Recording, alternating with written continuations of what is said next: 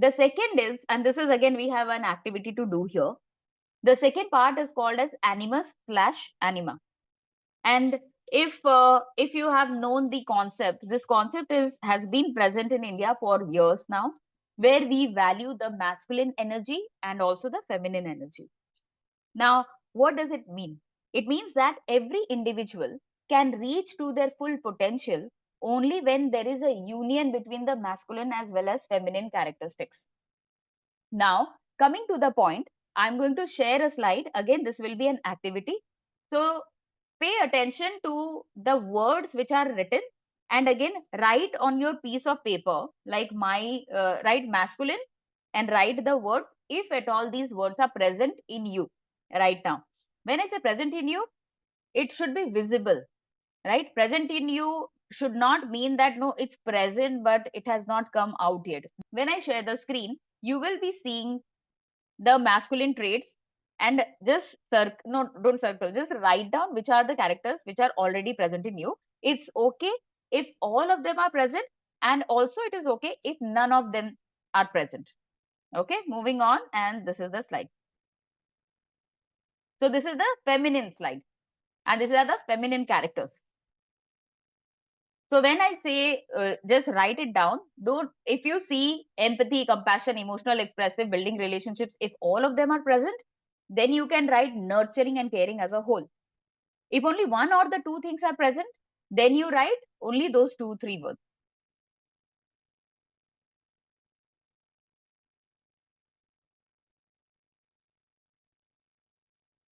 And by the way, if you're a man and you are having a lot of feminine characteristics, it does not change your sexual orientation if you are a straight or a heterosexual individual. So I hope that you have made that. Now let's move to the next slide, which is the masculine slide.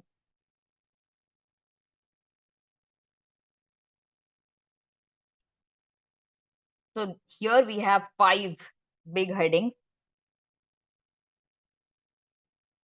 Think about it and be open to yourself and write.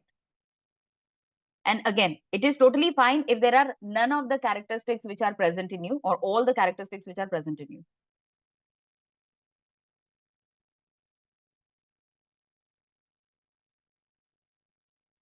And ideally, it should be something where, it, like, if it is a straight line, on the left hand side if it is the feminine, and the right hand side if it is masculine, you might be falling in one of the sides. So that is in majority of the case that I have seen.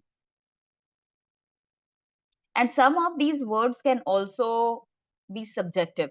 For example, if somebody is saying confidence, what exactly is confidence?